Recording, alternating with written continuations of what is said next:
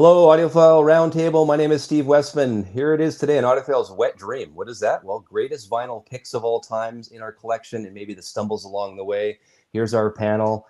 You know him as Patrick. We know him as Peebethal. Hello, Patrick. Welcome to the Roundtable. Happy Friday. Glad to be here. There's an active shooter a block away from my house, so if I have to duck down. Oh boy, well, I'm sorry to hear that. That's crazy. Mr. George Borden, welcome. Haven't seen you since Wednesday. Thanks for coming on again today.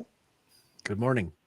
And then I've known Kevin I've known you for a few years now, a couple of years, yes. 2-3 years at least. We've been going back and forth. And Absolutely. Kevin Bolger here is, I guess, a fan of the show, and he's also a musician. And he's actually a drummer of a Phil Collins cover band. What's the name of that band? The name of that band is Pseudo Studio. Love it. I love the play on that one. So PSEUDO or SUDO? PSEU. It's Yes. the PS, yeah. Well, welcome to the show. This is awesome. I'm glad that we can. I'm happy to be here. This is going to be a lot of fun. I mean, you know, it's sort of the title. I emailed you the other day, and you texted you guys as well. You know, an Audiophile's Wet Dream. Well, I mean, maybe it's a little bit, you know, maybe we're a little splashy here, but I mean, it's like our sort of our grail, the ones or the couple of records that we really, you know, maybe we bought more than one. We chased a couple of different copies to get the sound that we want. I am guilty of it. One band in particular, I'm 100% guilty of it. I'll show you that today as well.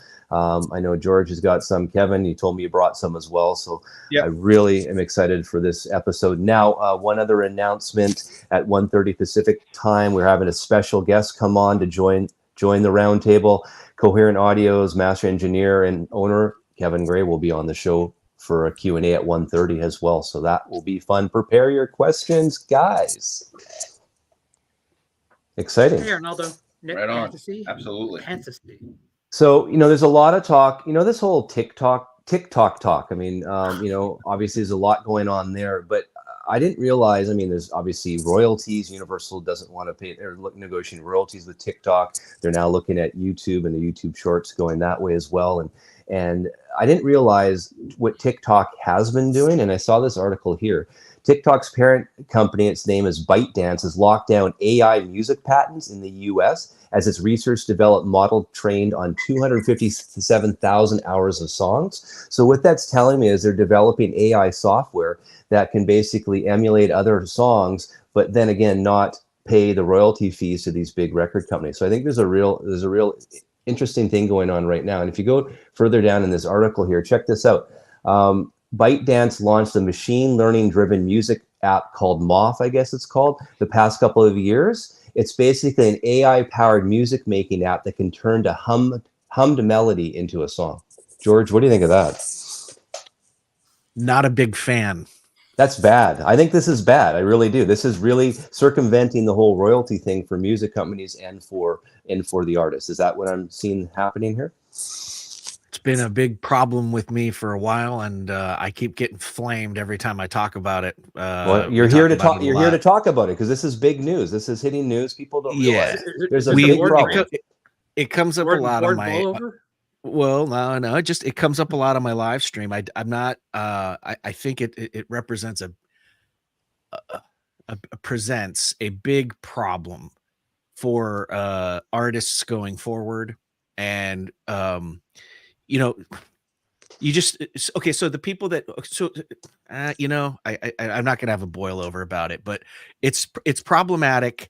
It's going to take a lot of jobs away from a lot of people, and you know, what else can you say? You just, you know, the genie's out of the bottle, the toothpaste is out of the tube. Good luck. Yeah, the record industry started feeling it, you know, at this point, it's 25 years ago when Napster first came in and the file sharing and that whole thing started. So now you bring in something like TikTok where they're going to be able to find a way to skirt around royalties for artists. In another 20 years, it'll be something else. That's just the way I feel about it. It just keeps taking the artist farther and farther out of the equation. Absolutely. To the point where we have this thing that's supposed to be some sort of art-based, you know, the music business And the people that have been getting screwed the whole time are the people that make the music. Yeah. Yeah. And how heinous is that? It's they have this AI software now where you can make your own mixes of any song basically, and if you pay for enough time, you can make your own mixes. That's fine and that's fun, but I mean, are you taking classic paintings and putting mustaches on them and doing things like that? I let's just think it's a improve the slippery Mona slope Lisa. that's going to lead to nowhere, basically. Yeah, right. I don't want to demix Strawberry Fields. You know, I want to leave it the way it is. Well, not to play devil's advocate here, but I mean, if we're talking about music, how many a lot of these artists actually don't even create their own music. They certainly don't play it live. They're already pulling the wool over your eyes when you go see them live. They're not even playing that stuff. That is 100% accurate. You know, so I'm not for AI at all. I'm not for anything that screws the artist, but I mean, as a consumer, I'm getting screwed as well, because when these people, it's like Milli Vanilli could thrive in today's environment. I mean, nobody would give a shit about Milli Vanilli. Patrick, Milli Vanilli was the first like AI, but without computers. They were like the human AI. Well, I mean, no one cares that like freaking Dua Lipa doesn't sing at her concerts. Probably BTS doesn't even play on their albums. That's not even them singing. None of that stuff. Nobody cares. But at least when Milli Vanilli was dancing around, faking what they were doing, the person that wrote the song was at least getting paid for it. I'm all for that. Made a lot of money. I'm all for that. But I mean, there's a lot of hoodwinking going on already. Right, I get it. So, but that's like saying, well, it's already so bad. Who cares if it gets any worse? We need to go the other way. Right. I agree with you. We need to go the other way. Absolutely. I totally agree with you. I'm not going to get into the whole Kiss performing live thing. Enough has been said and done about that. But I want to talk for a second about a band like the Doobie Brothers. Saw them last summer at Jones Beach Theater in New York, where we live, my wife and I. Tom Johnston was clearly not singing. There's no possible way he was singing. He was off the mic at certain points, and the vocal was coming through. At the point where you're basically stealing people's money. Now, they're not putting on a show like someone like you'd mentioned, like Dua Lipa. Dua Lipa's putting on, whether you like her or you don't, she's putting on a show. Lights, lasers, platforms, all this kind of thing. The Doobie Brothers, God love them, are standing there playing these great songs. If it's not on the level and they're not singing, I'll stay home and listen to the records. Right, and see, and again, when we're talking about live performance and people faking live performance, I get all that. I don't have no interest to go watch somebody lip sync. I'd rather just stay home and listen to the record. But that's even a different kettle of fish from the idea that somebody writes a song and then somebody just tells the computer to change it just enough, right, to bypass the laws. And then here's my real question is this. If I ask an AI program to make a particular thing for me, who owns the copyright? Is it me because I asked the AI to do it? Is it the person that wrote the program? Because we know that the AI program doesn't, that's again, right, it's GPT like owns everything. Who's creating what? Yeah. So and the fakery of live performance is one thing, and again, but some people don't care. They just want to see the lights flash and the smoke off. Obviously, everybody knew Kiss was faking it for the whole last 3 or 4 or 5 years, and nobody cared. Exactly. It didn't stop anybody coming, and it was clear. Those shows were sold out every night.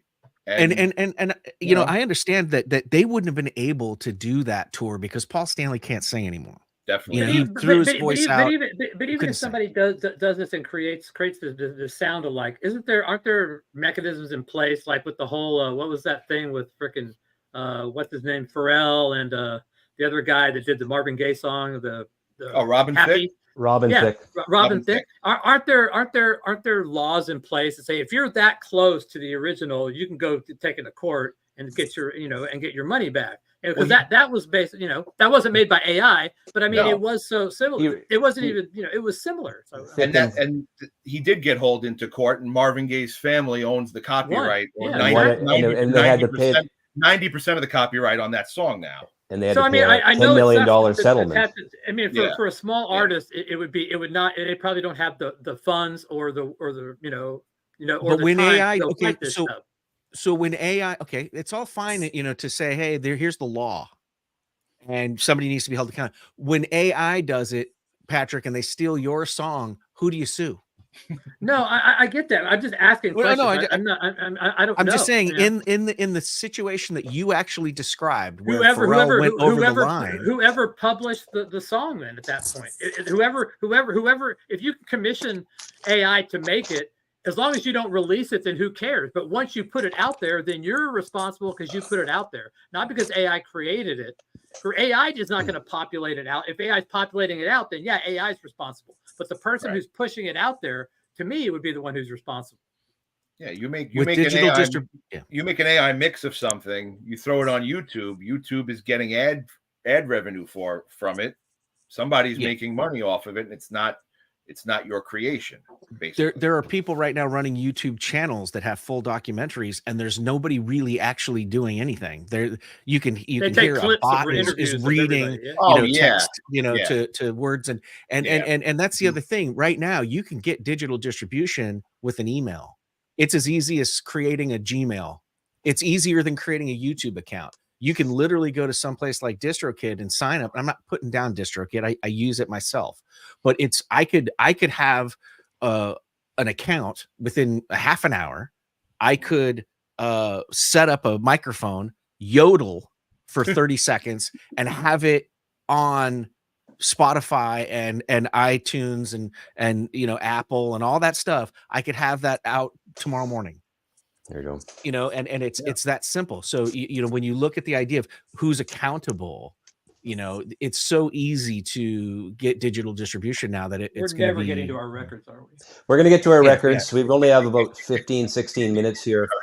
Sort of, we titled this An Audiophile's Wet Dream. I'll start quickly. I mean, it's simply for me, always been a big Beatles fan, as you can see. I've got all these on the wall.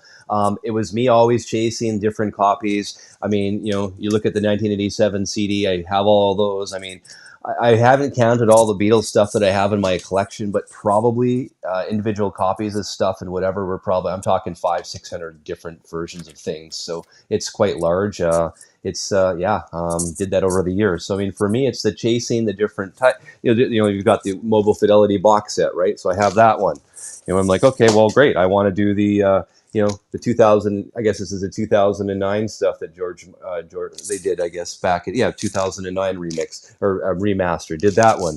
Then I wanted to get into hot stampers. So look, I'm going to do hot stampers and spend a lot of money trying to find the best sounding with the Beatles hot stamper in stereo. So I did that as well. Then I'm like, okay, I want to get Mobile Fidelity not in the box, the individual titles. So I went and got all of those as well. So I mean, it just goes on and on, right? Did that as well. And then, oh my gosh, I want to get the Beatles in mono. So I got the mono CD box. But hang on, before that, I had it in stereo when it first came out. So I had to have that. And then I'm like, you know what? No. 2014, I saw it at Costco. No, I had to get the mono LP. So I'm chasing all the Beatles stuff. I continuously do that. I've done it to this day.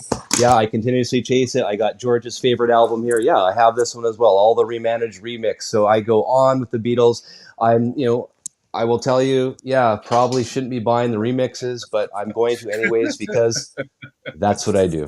There it is. There's my wet dream. I'm glad you said that, Steve, because my wife is watching this, and I'm glad she knows now that I'm not the only person who behaves in that manner. Thank you. There you go. Patrick, you're next. Well, I tend to, I guess I'm reading this stuff wrong because I didn't think of anything like that. I could have pulled my 8 copies of Jethro Tull Aqualung at this point, but I didn't. But, well, let me stop you. I did say in the email your journey as well, how the stumbles are in there. So I mean, I'm stumbling by buying everything.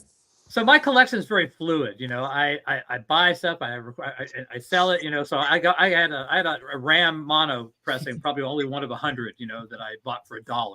That was probably my best score ever. But so this is Houses of the Holy. This is not the Robert Ludwig. This is actually the one cut by George Peckham. The original UK. It's so hard to find one with his name on both sides. It's almost impossible. So to me, that was a get. I'll show one of these. I have a full set of the 1982. Japanese red wax mono. This is the Pepper. I have the full set. That took a while to get in pristine shape. Here is one of my favorite records. This is Mad Season Above. This is an original. Members of Alice in Chains and Pearl Jam and Screaming Trees on it. This one, probably not a lot of people know this band, but they're called Cry of Love. Very bluesy band. Oddly Frito went on to play with the Black Crowes and Government Mule, I think. But this is just flat out fucking plug into a Marshall and just play bluesy.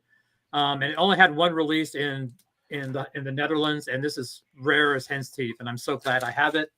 And last but not least is the hardest to find Black Sabbath, at least for me, Cross Purposes. This was the last really great Tony Martin era album for me, and this is again one of those things that's almost impossible to find on vinyl. And if you see one, get it immediately because they don't come up. So my stumble. Are we going to go stumbles or not? Yeah. So let me put you back. I was going to ask you. So the stumbles. I need to hear stumbles because that's the important thing. You have these. You're excited. You have these audiophile wet dreams. But how did you stumble upon some of this stuff? And I thought stumbles meant that there was stuff you bought that you hated. That's right. Stumbling. You stumble in your collection. There you go. Round Trip Ornette Coleman on Blue Note. This is absolutely the worst box set I've ever purchased in my life. Do tell us why. Why, Patrick? The only box set that I think I bought that's gone down in value. This thing is just horrible free jazz. Makes no sense. If there is a melody on here, you need a microscope or Sherlock Holmes to find it, because I couldn't find any melody on this. And I even like Jackie McLean, and he's on here. So this is horrible. I got one more stumble, and this is one I always show, and it always pisses me off. And I love this band. That's the Queen box set. By God, how horrible is this thing? Jesus freaking Christ. Horrible. Horrible. And I love Queen.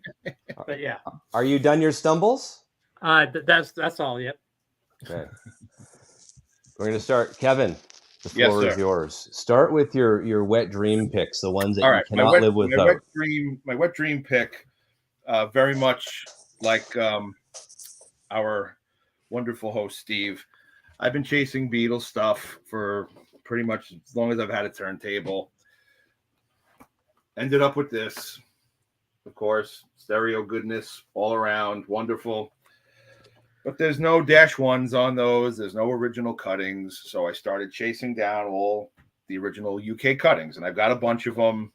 I can show them to you all. But you get into, okay, well, then there's this German version of Magical Mystery Tour that sounds amazing. So you go and find that. Then you find that there's a whole bunch of Japanese records, and then you go get a bunch of those. And then it's, oh, well, the German version of All My Loving has 5 extra hi-hat beats. So you go and do that. Kevin, are you sure your wife should be watching this? This is not good for you. Does she know about this? She is my banker. Nothing gets bought without her okay. All right, go. Okay. So the wet dream, when finally realized, was an original UK copy of Abbey Road -2-1. Looks like it was never played. It sounds absolutely amazing. It was worth every penny that I paid for it. It wasn't terrible. And it brought me hours of enjoyment ever since. My stumble, first, real quick, I want to say I stumbled into a good record. This was during 2020. We all know what happened. Steve. Yeah, we all know what happened during 2020.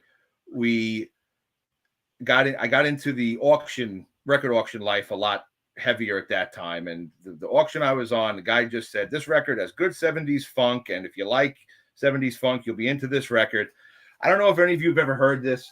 I picked it up for $2 at that time.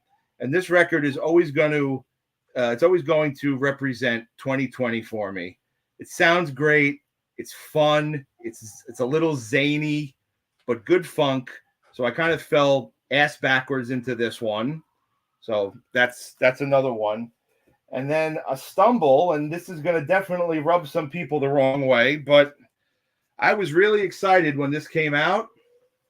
And once I got it on the table, I really wasn't happy with it. It's a dance record where they robbed all the danceability from it.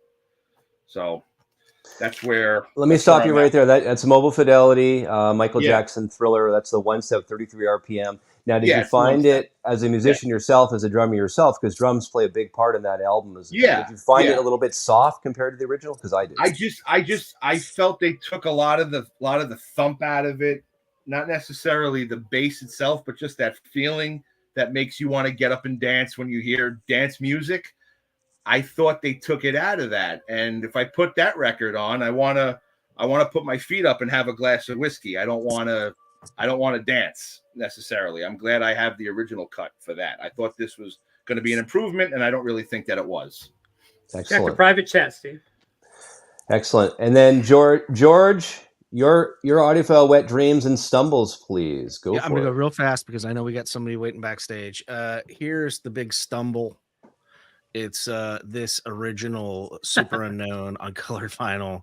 This is horrendous sounding. I very rarely am I disappointed with a record. This is awful, unlistenable, garbage. Okay. And then so you guys are doing the Beatle things. I was also going to show some classic records, ones that I thought were going to be great, and I didn't really like them that much, like Zeppelin and stuff like that. But I just showed this the other day. This is a first pressing UK RAM. We're back to liking them now. This is the -1 first pressing stereo. The way I like it. This is the mono Hazel Yarwood Rubber Soul. And then I always like to give MoFi a little bit of love. So Rush, Permanent Waves. This is a good one to me. And then to cap off the last couple of MoFis would be these Harry Nilssons. I love Harry Nilsson. To find these records, they're Dynaflex and sometimes they're pretty beat up, and it's hard to get a good clean copy. These sound excellent. The Bill Evans box set. Double 45 from Acoustic Sounds. Very happy with that purchase. Love listening to it. And then anything that Chad does that has Lightning Hopkins is always good for me and makes me happy inside when I listen to it. And those are mine. Yes, Leland, I love the 320 version of Super Unknown. Yeah, but Patrick, in a way, like you don't like the Ornette, you don't like the Ornette box, but you don't like Ornette Coleman at all. I don't think you're a big fan of that type of jazz. See, that to me was a stumble because I just blindly went and bought something that I didn't know about. I did not educate myself. I said, "Hey, I'm gonna jump on the train here while it was leaving the station." Yeah. Everyone's like going, "This Ornette Coleman thing, it's gonna be the one," and I'm like going, I don't want to be that guy that like pulled a Chet Baker and didn't get Chet Baker Sings. So here we go. I'm gonna pull, and I do like Jackie McLean. There's a Jackie McLean album on here, so I like that. I got it, and I was just like so hyped up and ready to go, and I just can't do free jazz. It's just not my thing, I tried, but so that was my stumble. It's on me. Usually the stumbles are my fault because I didn't do the due diligence or I was in a hurry. A lot of times, like if I'm at a record show or a garage sale or a flea market, you're pulling shit and you're just pulling it. And then once you get your pile, you go and you look at it. And then you're in a hurry because you see somebody else up the corner of your eye that's looking at a box that you want to go look at.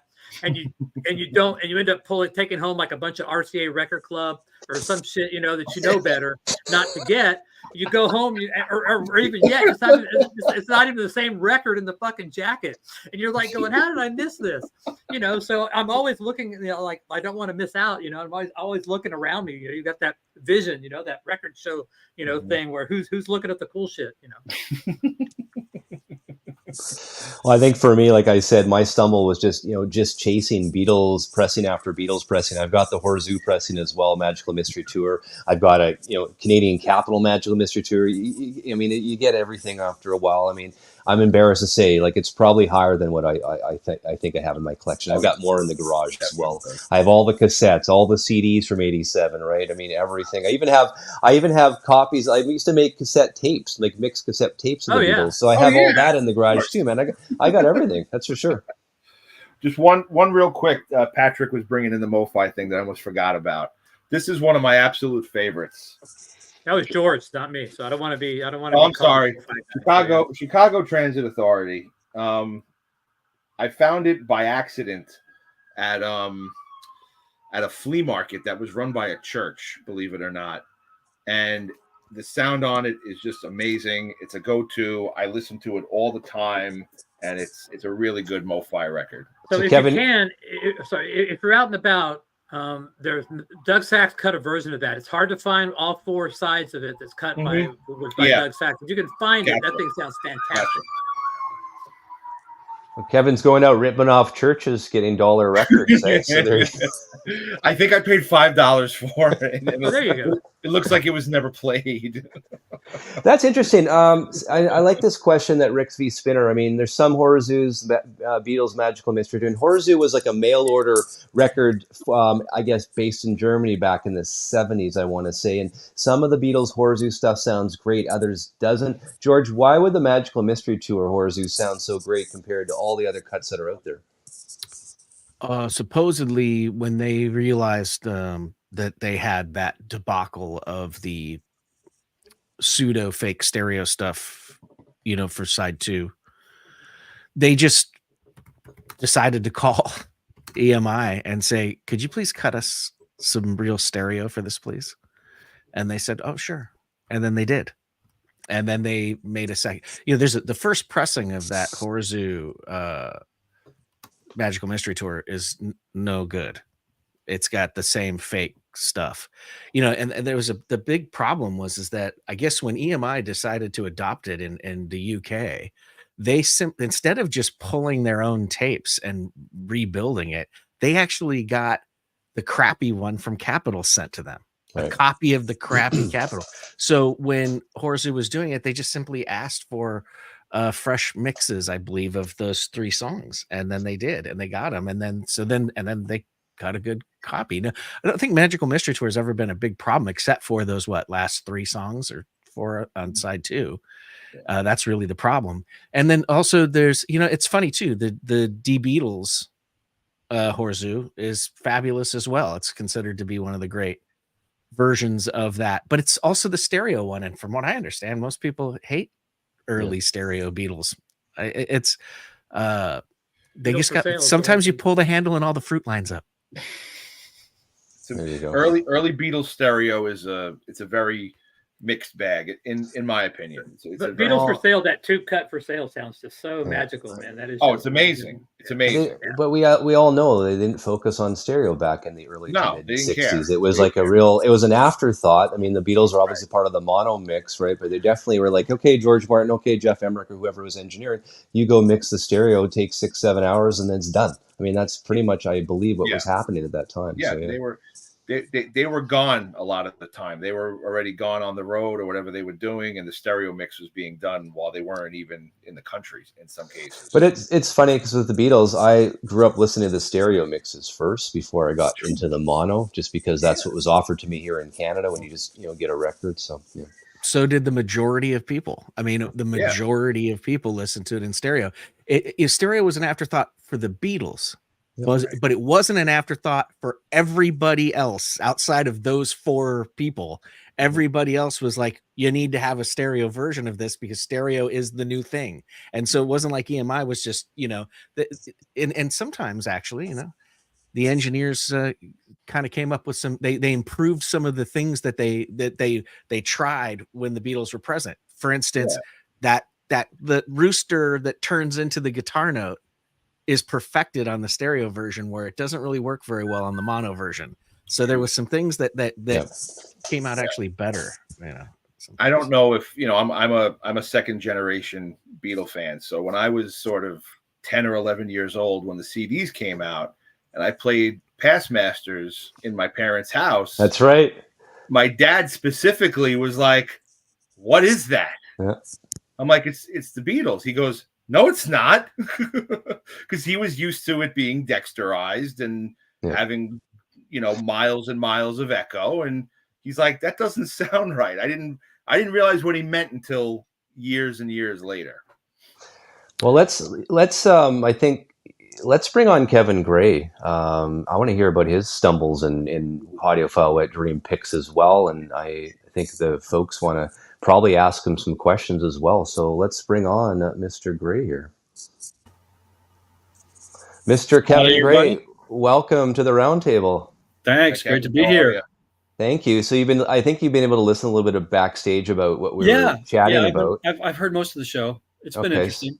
So your thoughts, I mean, in sort of your journey and collecting records, where are your wet dreams where you had to buy 6-7 different copies of an album? Like where are you at? What's your favorite band that you've chased? I don't think I've ever been that anal retentive about records, to be perfectly honest. I mean, cutting them for a living, it's kind of busman's holiday, I don't know. I mean, I listen to vinyl. I love vinyl, but I can only think of about 3 albums, maybe 4 that I have multiple copies of.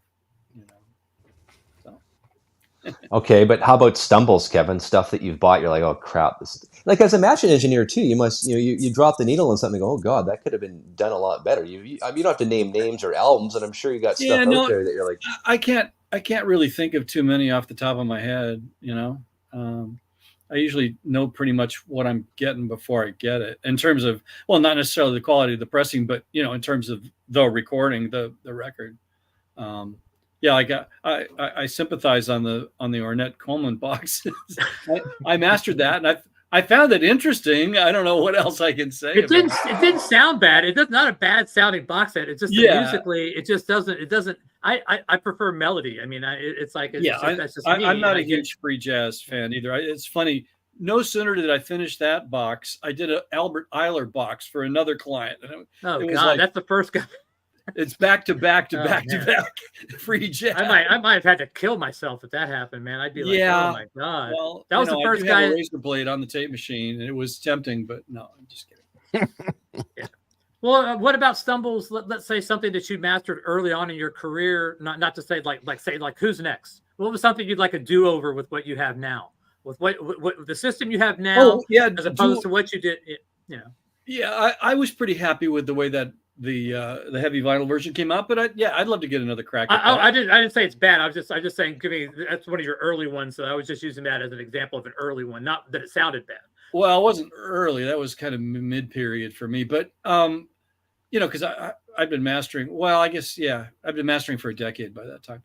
But the thing is, that is one of my favorite albums. It's definitely my favorite Who album. I like it better than Tommy and Quadrophenia and whatever else you want to throw up there.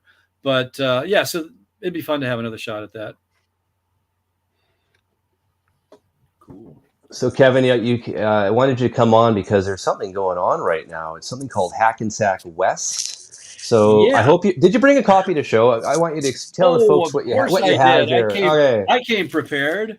Well, let's look at this. Go for it. It's always tricky. Actually, let me take it out of the wrap. So the folks listening on Spotify, what are we holding up? What do you have? This is the new Coherent Records release of Anthony Wilson with Gerald Clayton and gotta look at it. Of course, John Clayton on bass, Gerald Clayton on piano, John Clayton on bass, and Jeff Hamilton on drums.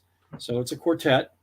And it just dropped this week. It has literally taken us. It is my baby because it's taken 9 months to get this out from the recording date. So that's the back cover. Smiling faces there. Maybe I can get in a little bit closer to see everybody. And then the inside, we have the band and the liner notes, which were written by Anthony. Yeah, everything's reversed. Okay. And then some technical details, the microphones we used and so forth. So it has finally hit. And Mr. Fremer gave it a stellar review. I'm still kind of in shock. I don't even know how to react. He gave it 11/11, which doesn't happen very often. Whoops, lost the audio. Tell the folks in terms of the recording process how that worked as well. Well, it was done the same as Kirsten's record. It was recorded live, direct to 2-track stereo, mixed live, direct to 2-track stereo tape, and then the takes and the songs and the chosen takes of the songs were assembled and into a master, and it was cut from that. and Anthony and Joe Harley did the sequencing. They chose the sequence, and which I concur with. It's great. I'm really, really happy. I have a question. Sure. So Kevin, it's a pleasure to meet you. A big fan Likewise. of your work. Thank You obviously have a full plate. Yes. You're making a lot of records. Yes. Do you see yourself maybe going, trying to change your focus more to doing the sort of the full production of a record thing, and maybe lessening the amount of mastering that you're doing, or is that just too much fun and this is more of just a side thing?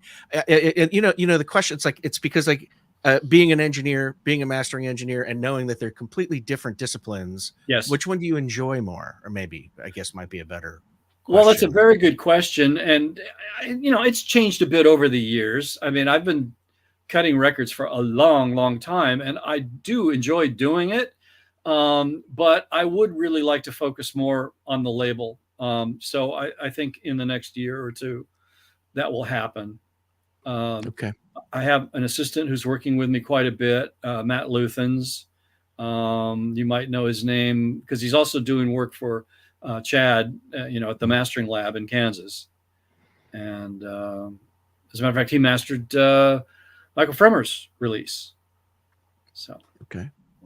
I have a question. And so the mastering would kind of maybe be the bulk of it, maybe get picked up by him, and then you could focus more on the label side of things. Yeah. Exactly right. Okay. Basically, the mastering pays the bills, so you can like play as do the thing you enjoy more. Kevin, I'm going to read this from Rick V. Spinner. Is there any album Kevin would like to take another shot at mastering and cutting? I mean, the way Bernie got to master and cut Asia again for QRP.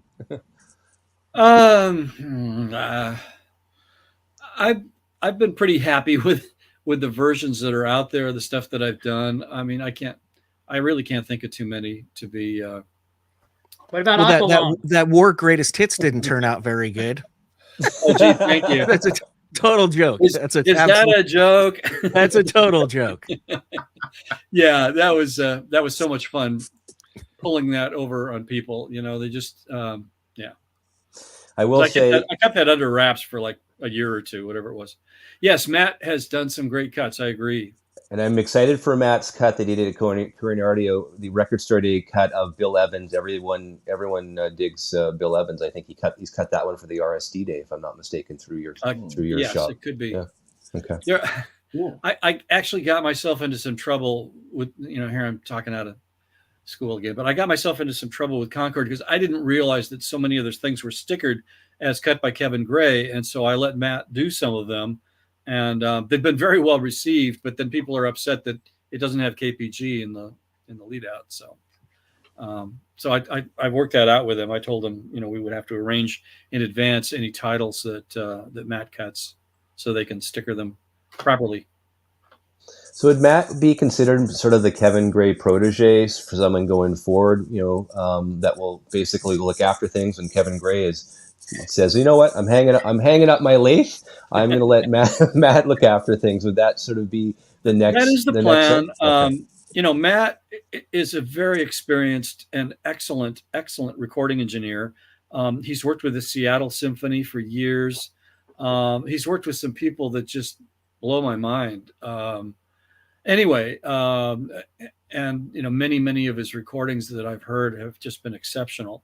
And so he understands EQ. He does a lot of restoration work himself. A lot of stuff that's coming out on Resonance Records. He's mastered both at my place and in Salina. He works a lot with Zev Feldman on those reissues, and he does most of the digital restoration. So he's really familiar with that too, so he knows how to make things sound good. No problem there. And he's learned the mechanics, obviously, of cutting records. So, yeah. So Down the road, I will be passing the baton, as they say. I was going to say, so Coherent Audio is in really good shape going forward in terms of a succession plan, it sounds like. I can hear Maggie in the background, too. Yes. Come here, Maggie. You want to say hi to everybody? Yeah. Oh, hi, Maggie. So Jazz Bum Mike is mentioning Matt is also a serious Sinatra-phile as well, isn't he? That is true. And Nat King Cole. But yeah, he's really known for the Sinatra thing. Yes. Yeah. I have a question for Kevin. Kevin, from one Sure. Kevin to another, it's an honor to meet you. I'm a big fan of your work. Good to meet you. How did you come to be involved with the Monkees? I'm just curious because I love the work you did with them. And how did you get involved with them? The Monkees reissues? Yeah. That was through Andrew Sandoval. I was going to say, was it through Andrew? Yeah. Andrew and I are good buddies. Nice. I think the first thing that I did for him was a Bee Gees box set for Rhino back before I left Acoustic. So it was probably in 2010. The red box, the velvety box. Yeah, I'll put. Let me see those. I grew up with that stuff. It was funny when I was in elementary school when that stuff came out. It wasn't cool to be a Monkees fan. You were supposed to be a Beatles fan. It's still not cool. I love their stuff, though. I love it too. Yeah, I've met Mike. Rest in peace. Right, he was a great guy. I did a lot of work for him with his Pacific Arts label. Okay, and I'm a fan. I think they're probably the most denigrated band in the history of rock and roll. There's some high-powered talent behind those songs too. I mean, absolutely. You got Boyce and Hart and all the great Tin Pan Alley songwriters. Yeah. Neil Diamond and Frank Zappa even got involved with the Monkees. Yes, he did. I remember that episode with Mike. Yeah, their only crime was they pretended to be a band on a TV show. That was their crime. So are the mono tapes for Birds, Bees, and Monkeys gone? Are they missing? Because that's never been reissued. That would be a question for Andrew. Andrew Sandoval. I would be surprised if they mixed monos of that because that was pretty late in the game, but who knows? I mean, the UK is a fold down and the Australians a fold down, but allegedly the US is a dedicated mix. Allegedly.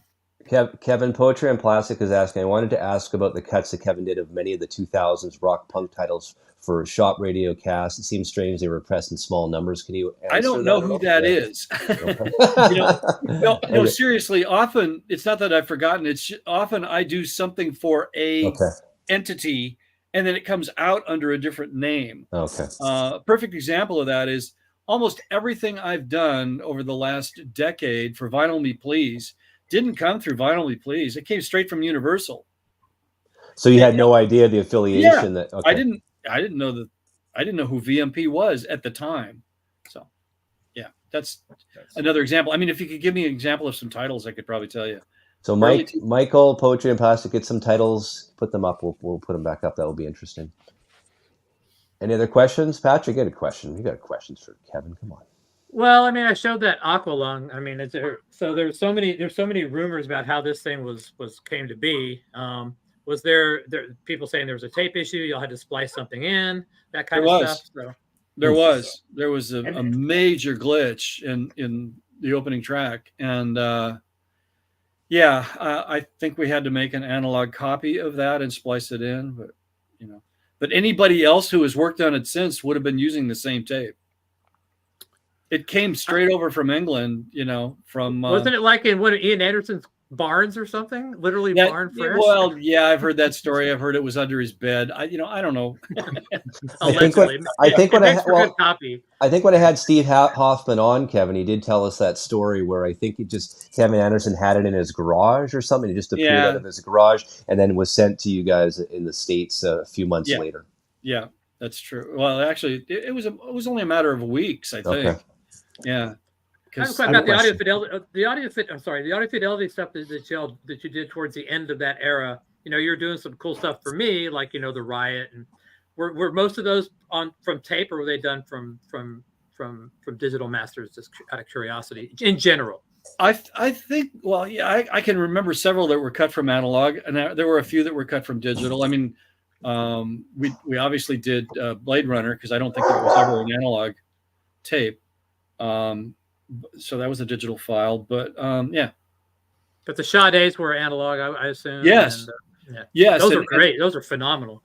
Yeah, we actually did some collaboration with their engineer. I can't remember the gentleman's name, but really cool guy, and I'm a huge fan. Yeah, I thought those sounded amazing. Even the originals sound good to begin with. I mean, that was a great sounding recording to begin with. But yeah, sorry, I think that the Sade stuff though was high-res digital. I don't think it was analog. Just to show you, man, a good sounding record's a good sounding record. That's right.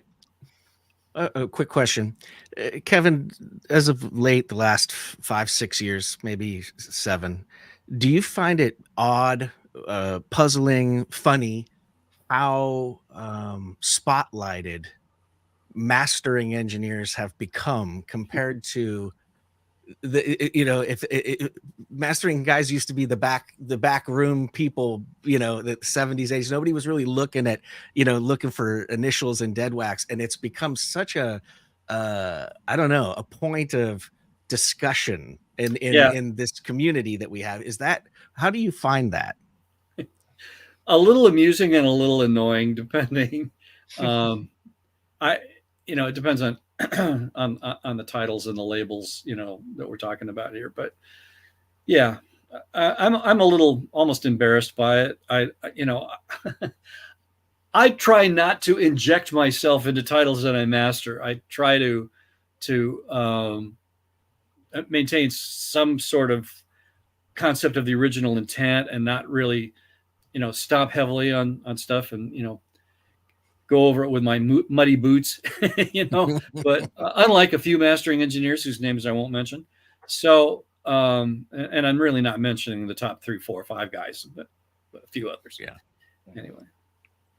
It's the goal is to not put your sound on the record, but exactly the sound of the record into the speakers as well as you can. And I think some people get caught up in the idea that a Kevin Gray record has the Kevin Gray sound. And I try to say that's not what Kevin Gray's trying to do. He's trying to make the record sound like the record. Not like, well, I'm trying to make it sound clean and well balanced. So yes, maybe I am injecting some of myself in that because that is a judgment call. But again, I try not to get heavy-handed. Excellent. Here's Michael. He says his Blink 182 albums is a shot. And Head Automatica, Thrice, All American Rejects, etc. Yeah, I remember Blink 82 very well because that was like 3 or 4 titles, as I recall. And I like that stuff. But I don't. What was his question? Like, why has it all limited cuts? Like not very many were cut. I don't know. I don't know why. Well, that's the one thing maybe you can tell the folks. I mean, it's you're given the tapes, you're given the instructions or whatnot. You don't after that, you don't know what happens with even the hype sticker, right? You're really hands off. That's true. At that point. That's true. There have been some really big mess ups without mentioning names again. Well, actually, I will mention one because it offends me personally. One of my favorite records of all time was What's Going On, Marvin Gaye. And apparently that got stickered with my name on it, even for the European release. And apparently that was not from my cutting. So the European release now, I'm not talking about the American. So that when I found that out, that made me angry. And I did get on the phone to Universal. Usually I just kind of let this stuff go because, it's just another record. But that one's not just another record to me. I don't know how else to put it. I saw a comment here, Kevin. Someone was asking, did you have a mentor? Do you have someone that really helped you in your career? Can you tell us a little bit about that person? Yeah. Bob McLeod, Robert M. McLeod Jr., who was the original owner of Artisan Sound Recorders in Hollywood, was my mentor. And I still consider him one of the best mastering engineers ever. I put him right up there with Doug Sachs and Bernie. And he was cutting in 1970, 71, 72. He was cutting probably 30% of the records on the charts. We did a lot of stuff for, I went to work there later, but we did a lot of stuff for Elektra, Atlantic, and Warner. Mostly Elektra and Atlantic, mostly Elektra and Warner titles. Atlantic they kind of kept on the East Coast at that time. But yeah, he did all the Doors records after Soft Parade. He did the Stones records like Let It Bleed, Exile on Main Street, Goat's Head Soup. There's some contention. It's funny, when I started at Artisan in '72, the tape for Sticky Fingers was in our vault. Now, how could that have been cut by Mastering Lab originally? Tapes never come back to a mastering place after they've left. They don't. It just never happens. So anyway, all of the tapes for all of those albums were still in the vault at Artisan. I know because I made copies of them for myself.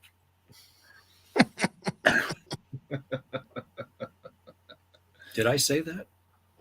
That mean you have a copy of like Who's Next in your closet? I'm not saying anything more. Matthew from Belisario Sonic, a question for Kevin. Are there not some recordings that need some improvement in quotations because of how they were recorded? Oh, absolutely. Absolutely. Examples? Yeah.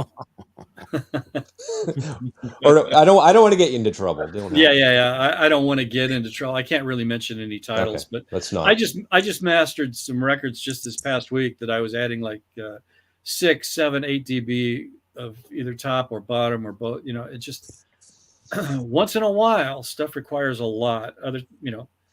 It's not my choice to. Have you done any Journey albums? I'm sorry? Have you done any Journey albums? I think I did 1 or 2 for Friday Music. They were all from digital files, although I think at that time I was getting high-res digital. A lot of those weren't recorded well. So. Yes, they were. I agree. So, Kevin, I've had this asked to me, and I've relayed this. I've chatted about this. Wait a minute. Hold on.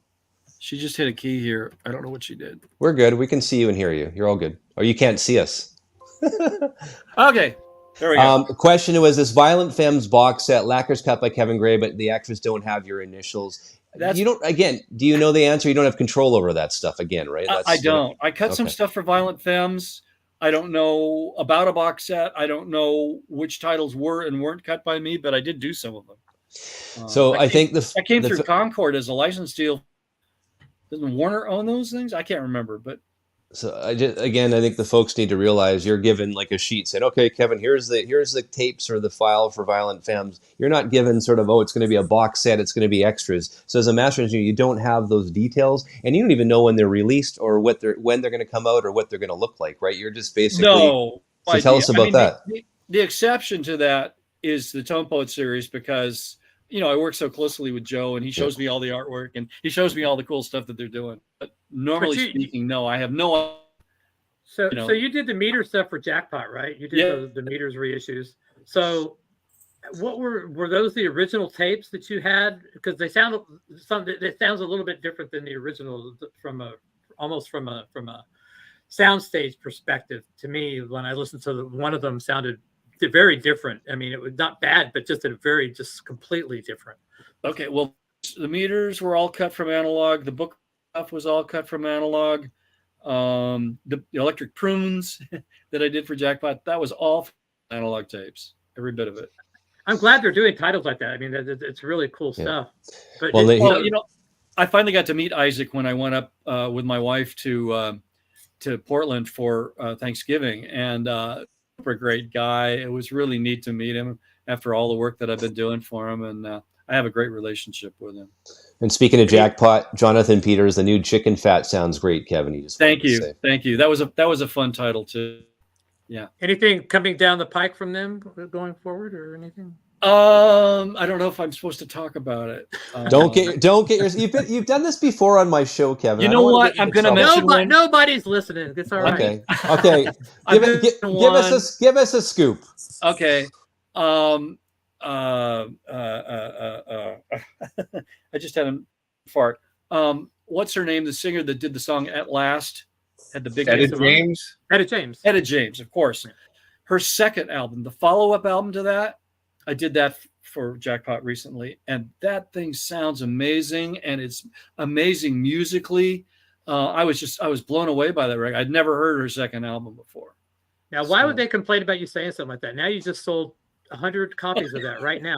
Well, they don't want me blowing Okay, their something happened. announcement, I guess, So that's all you get from me, because there's a bunch. I've done several other titles for them too. So I always find it amazed too. I mean, you cut a lot of records, and when you and I talk about things like, did you get a test? Did you get a press? And did they give you stuff? As a master engineer, you don't get a lot of these copies either. So you don't even know what's coming to the end users. You don't even know really what it looks like unless you go out and buy it yourself. I know, and I get a lot of questions like on podcasts or YouTubes, where people are saying, "Do you remember cutting this?"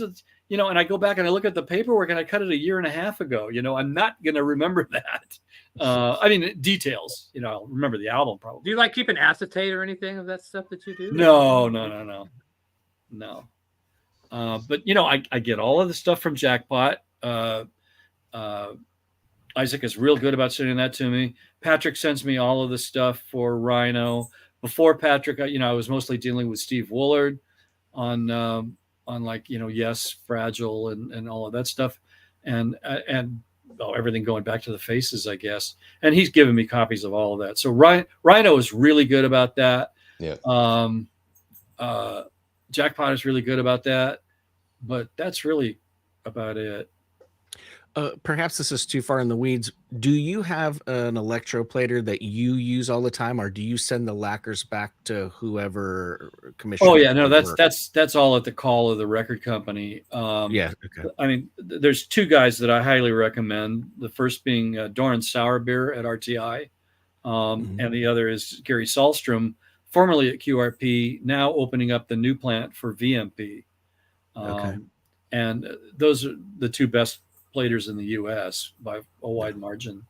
There's nobody that comes close to them, I don't think.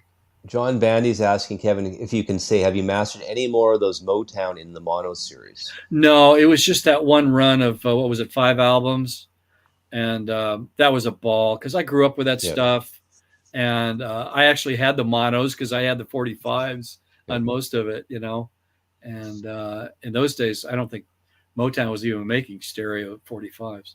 Anyway, so yeah, that was a really fun project. I enjoyed that a lot for Universal. And they've been highly reviewed too. Those really high praise on those cuts as well. So congratulations. Yeah, one disappointment was I did several boxes of 45s for Rhino on Aretha Franklin. And there was supposed to be one for each year, from the time she really hit. And I think they only put out the first 2 or 3 years, and they didn't sell, so they stopped it. I was really disappointed. It was all from the original analog tapes and everything. It'd be nice if they could redo like that Motown Yesteryear series, do the whole series again, just 45s. Yeah, I could. You're not talking about something I cut, right? No, this was just a series they did where they cut all the mono 45s. I think. Oh, okay. And they did like hit on A and the B side, and they did like a whole series of them. I did a box set for one of those kind of off-brand labels back in the 70s that had all the hits on it. It was from a tape. I don't know how many generations removed from the master. It didn't sound like it was more than one.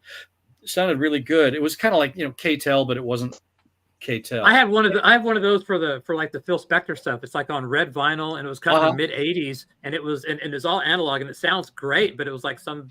And I have one for Little Richard too. They did 2 of these little 45 box sets and this had all like the Darlene Loves and the Ronettes and the Bobby Sox and whatever they were. Oh, and it sounds phenomenal, and you can still get them online for like $30, but they sound great. And like I said, they're 1984, 80s, I think. And they sound amazing. I probably went to the very last party that Phil Spector threw for the Wrecking Crew. It was the last one he threw for the Wrecking Crew before he was incarcerated. He used to throw a party every year at a bowling alley up in Montrose, California, for all the Wrecking Crew guys. And every year, 65 people were invited and about 400 showed up. And everybody pretty much milled around outside of the bowling alley. Only a few people would go inside, and they had beer and pizza. He picked up the tab for the whole thing. And I got to meet him and shake his hand. And the whole thing. It was kind of fun. How crazy was his hair? Do you remember? It was kind of crazy. not the big Beethoven thing. It didn't. Yeah, well, crazier than that.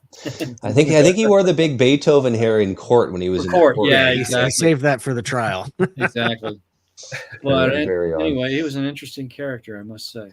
Jeffrey L has this question: any teasers for? I know we're jumping ahead on you here, but I mean, any teasers for the next Hackensack West? No, record? We're talking to 3 different groups, and nothing is, cast in concrete yet. So when it becomes solidified, we can talk about it. But yeah, nothing definite. Well, there you go. So tell me a little bit of the processes again. So, I mean, Hackensack West, the album, Anthony Wilson. Now, was the setup similar when you the recording process similar to when Kirsten Edgins was in the studio? Did Very you sort of similar. use the same sort of techniques and obviously learning from I wouldn't say mistakes, but learning different processes from recording Kirsten to recording Anthony? Did that help? Oh, of course. And the other thing was, I worked with an avant-garde jazz drummer, and we did 3 albums in between Kirsten's record and Anthony's, and that taught me a lot because it was free jazz. It's Garth Powell, if you know who he is. Amazing drummer. He also designs the power conditioners for AudioQuest. He's a man of many talents, a real Renaissance man. But anyway, so he had the largest drum kit I think I've ever seen. It spilled out into the room. I couldn't fit it up on the riser. So so that was quite a learning thing. But going back to Anthony's record, I mean, we just had a single mic on each instrument. Yeah. And I can see Kevin B over here he's a drummer himself. So he was salivating when you were talking about the drum kit there. It's like, so that's amazing. I was gonna ask you too, Kevin. So the folks, where can they pick up Hackensack West right now? Where is it being ordered from or pre-ordered? Well, I guess it's not pre-ordered, right? It's ordered. Yeah, no, you should be able to get it now. Okay. My main guy is Mike Esposito at the In Groove. He's sort of my distributor to the other distributors, which are Acoustic Sounds, Elusive Disc, and Music Direct. And then for Europe, it's Steve King Audio in Germany and F Minor for the UK. So all those websites will have your Hackensack West, Anthony Wilson listed. And you can buy it. Well, I checked Acoustic Sounds this morning. It still said pre-order, but I know that Mike said he already shipped to them. So they're either behind in getting that up there or they're just getting it like today or something. I saw a picture. I think it was Leland, one of our viewers, posted a picture of the inside of the In Groove, and Mike had all of the Hackensack West records all on the wall. It looked like there's about 50 of them or so. It looked pretty awesome. That totally cracked me up. Yeah. Well, thank you for this. I really appreciate you coming on. I mean, we're at the top of the hour already. You guys want to ask one more question before we go? Anything else you want to ask, Kevin? Now we have them now. Forever hold your peace. Who do you want? Who have you not got a shot at that you would love to do a record that you'd love besides to the Beatles? Well, I've answered it a few times. I'd say the Beatles and the Stones. The Beatles and the Stones. I've never worked on any of their stuff, and I would love to. So, yeah, fair enough. I grew up with British Invasion, and so that's my favorite thing outside of jazz. You know what you should do? You should do this record. This record has never been redone ever. Teaser and Firecat. Oh, I cannot believe that this record has never been reissued on an audiophile label. They did Tea for the Tillerman. This is going to be my rant for the days. Why hasn't anybody reissued Teaser and the Firecat? I'm with you. I'm a huge fan of Cat Stevens. That was recorded at Morgan Studios in London, which is one of my favorite. Lee Holcomb mastered this. I mean, oh wow. Such a great sound. I listened to it last night. I was like, this is a phenomenal record. Why hasn't anybody redone this? Yeah, I think Lee Hulko cut all of those for the world. Yeah, even the original UK was cut by him. So, I mean, even and the same thing for Tea for the Tillerman. And a lot of those A&M titles were cut by him originally. So. Lee Hulko is another guy kind of like Bob McLeod. He didn't stay in the business as long as a lot of guys. And so he's kind of been forgotten, but he was a great cutting engineer too. Well, I got one last. Yeah, Mobile Fidelity did it, but it was like 1994 when they did it. So I think it's due for another one. Yeah, exactly. So Kevin, I've got one last question before we wrap Sure. it up. I mean, other master engineers, everyone seems to have a Doug Sachs story. This guy seems to be a legend. You work with him. You guys cut the original master tapes of Pink Floyd's Dark Side of the Moon back in 2007, I believe. No, it would have been 2003 because it was for the 30th. That's right, 3. Oh my gosh! Tell us a Doug Sachs story working on Dark Side of the Moon from the Masters. How was that experience? Oh my God! It was great. I mean, I can't think of any anecdotes about that. I'll tell you. Okay, here's my Doug Sachs anecdote. Unfortunately, it has nothing to do with Dark Side, but okay. Doug and I have known each other since like 1972. Okay. And around 1980, I was at an Audio Engineering Society convention, and I spot across the hall, and it's a big hall, I can see Doug Sachs walking with an entourage of like probably 7 people, all of them heavyweights. Bill Schnee, Ron Hitchcock, Rick Ruggieri. I don't even remember who else was there. And Doug bumps into me, and he stops. And the entourage stopped for like 10 minutes while Doug and I just had a pleasant chat. And I thought, this is pretty funny. I don't know. I guess you'd have to be there. And how was it working on Dark Side of the Moon with him? Was it? Oh, it was a blast. It was a blast. Doug's a great guy. The joke about that was how many mastering engineers does it take to cut Dark Side of the Moon? Well, we also had 2 former mastering engineers from the lab. Or one actually was what's his name? It's right there, and I can't say it. Did anyone suggest that you all get like a big fat joint and smoke it and listen to the original master tape, The Dark Side of the Moon? I mean, I don't know if you have.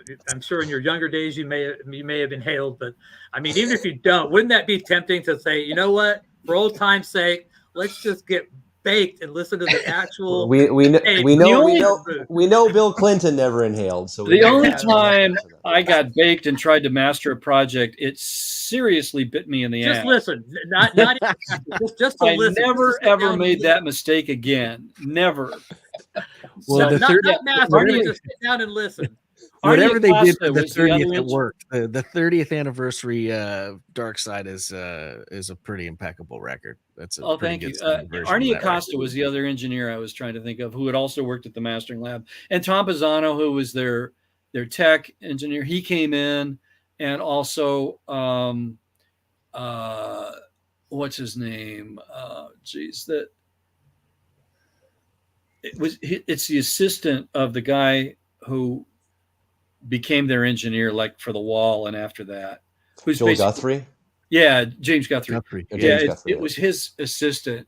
He came in. Who handles the tape in that case? If an album like that, who handles the tape? I mean, is it one of those things where you go, I don't want to touch it, I don't want to do it? You know, it's like, oh no. We Doug and I both did. I don't know why, but they spliced both what it would have been 10-inch reels onto a 14-inch reel, so it was all on one reel, which seemed very odd to me, but that's what they did.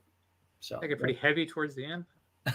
Yeah, but anyway, that's how they stored that tape for some reason. But I think James Guthrie was in control of it, and his assistant, I think he brought the tape into us, as I recall.